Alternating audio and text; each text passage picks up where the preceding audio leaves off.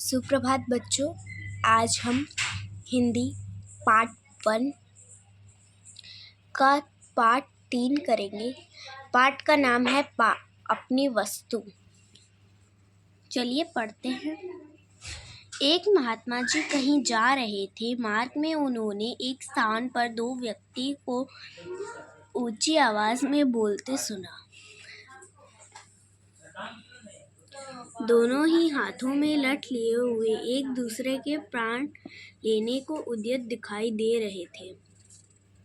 एक कहता है कि यह भूमि मेरी है और मैं ही इसका स्वामी हूँ, जबकि दूसरा उस भूमि को अपना बतला रहा था। उस भूमि पर अपना स्वामित्व जताने के लिए दोनों क्रोध से लाल पीले हो रहे थे, अपने अपने पक्ष में दलीलें दे रहे थे। संत महात्मा तो स्वभाव से दयालु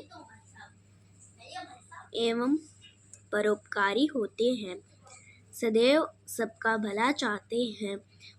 उन्होंने मन ही मन विचार किया कि ये दोनों लड़ाई झगड़ा करके व्यर्थ ही अपने प्राण गंवाने पर तुले हुए हैं, अतएव इन्हें समझा बुझा कर शांत करने और इनका आपस में समझौता कराने का प्रयास करना चाहिए।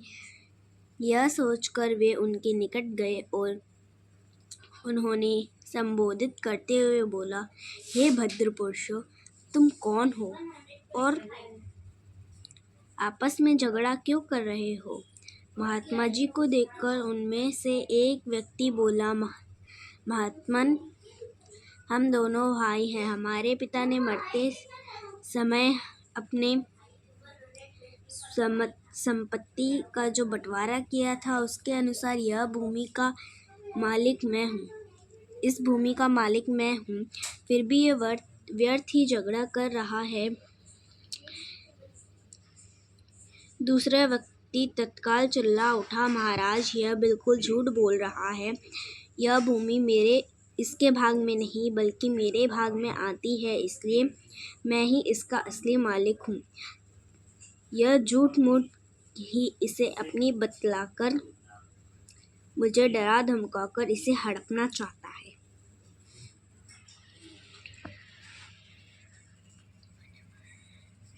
महात्मा जी ने शांत भाव से फरमाया, तुम दोनों ही इस भूमि को अपना कहते हो और अपने अपने पक्ष में दलीलें देते हो। ऐसे तो इसका निर्णय कभी नहीं होगा। इसलिए अच्छा रहेगा कि जिस भूमि के लिए तुम दोनों मरने मारने पर उतारू हो, उससे ही यह बात पूछ लिया जाए कि उसका असली मालिक तुम दोनों में से कौन है। यह स्वयं ही इस बात का निर्णय कर देगी। ये कैसे संभव है? भूमि भी कभी बोलती है? महात्मा जी ने उत्तर दिया, हाँ, वह अवश्य बोलती है, परंतु उसकी आवाज़ तुम लोग नहीं सुन सकते। हम लोग सुन सकते हैं, किंतु यह बताओ कि भूमि जो भी निर्णय देगी, क्या वह तुम दोनों को मान्य होगा? दोनों भाई इस बात पर राजी हो गए।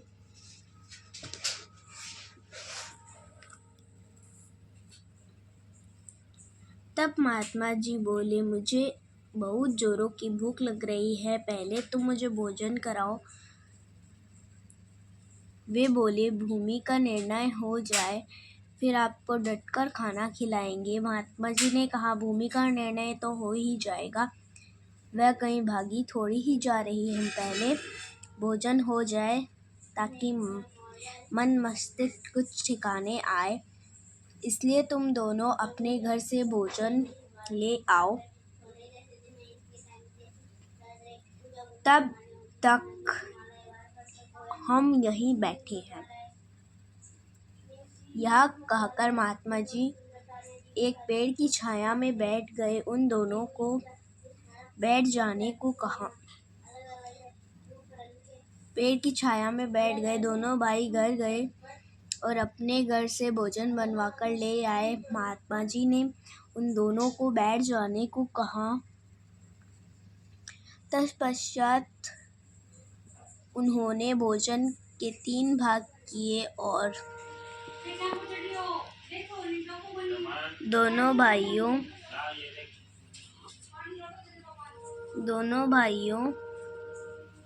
को भोजन करने का आदेश देकर स्वयं भी भोजन करने लगे। इस प्रकार ऊपर की सब बातचीत तथा भोजनादि में लगभग 2 घंटे लग गए। महात्मा जी की इस समस्त कार्यवाही का उद्देश्य केवल यह था कि दोनों का गुस्सा कुछ कम हो जाए, ताकि उन्हें समझाया बुझाया जा सके। और हुआ भी यही। वे दोनों जब भोजन से निवृत्त हुए तो काफी शांत थे। उन्होंने महात्मा जी के चरणों में विनय की, महाराज, यह भूमि तो कुछ बोलेगी नहीं, इसलिए आप ही हमारा निर्णय कर दीजिए।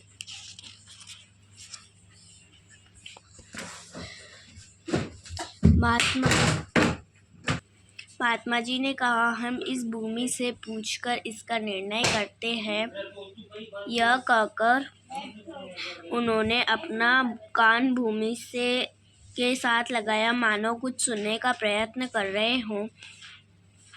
कुछ देर तक तो वे भूमि के साथ कान लगाए रहे, फिर सीधे बैठ गए और गंभीर वाणी में बोले, यह भूमि तो कुछ और ही कह रही है। दोनों भाई बोले, महाराज, यह भूमि क्या कह रही है? महाराज ने कहा, यह भूमि कहती है कि तुम दोनों व्यर्थ ही मेरे ऊपर अपना अधिकार जमाने के लिए झगड़ा कर रहे हो, क्योंकि मैं इन दोनों में से किसी की भी नहीं हूँ। हाँ, ये दोनों अवश्य मेरे हैं। मैंने इनकी कई पीढ़ियों को पाला है और जाते हुए भी देखा है। महात्मा जी की बात सुनकर दोनों भाई बड़े लज्जित हुए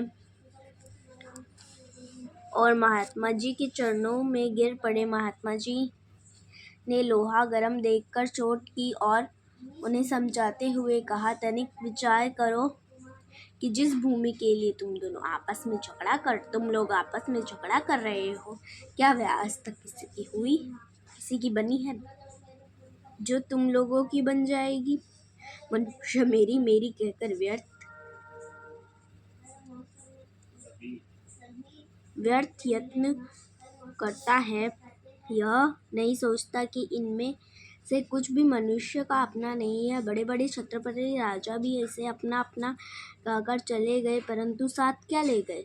कुछ भी नहीं। वे जैसे खाली हाथ संसार में आए थे, वैसे ही खाली हाथ इस संसार से चले गए।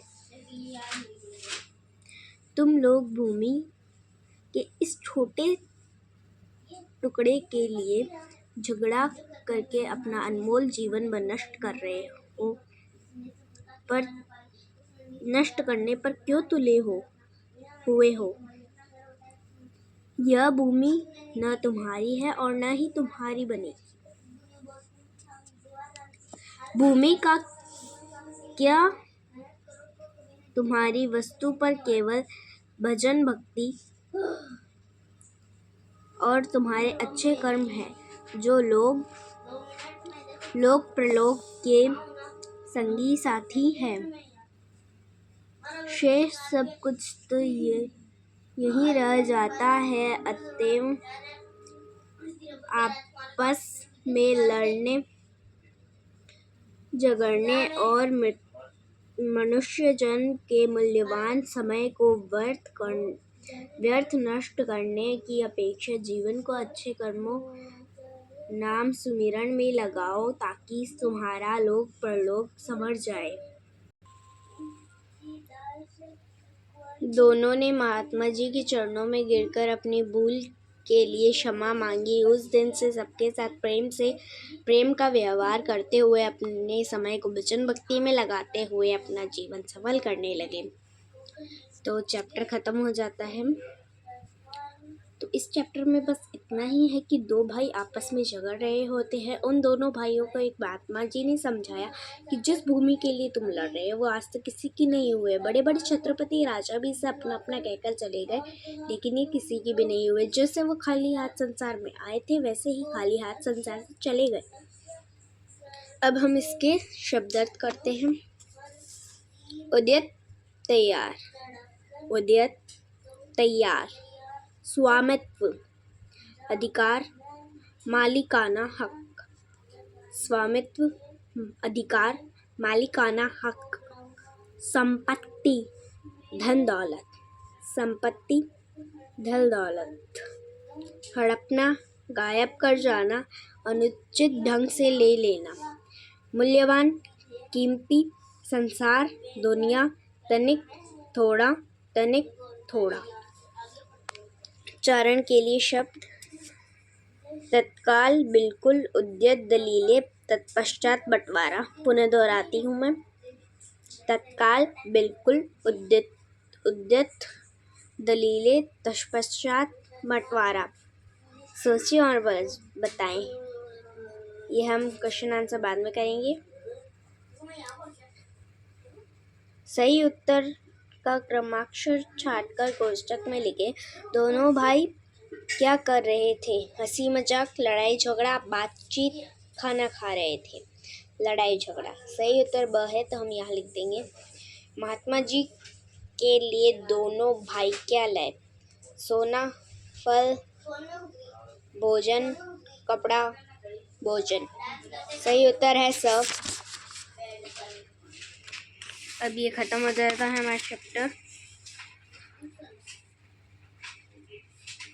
तो अगले वीडियो में हम इसके क्वेश्चन आंसर भी बताएंगे आपको। लाइक, सब्सक्राइब, शेयर करना ना भूलें।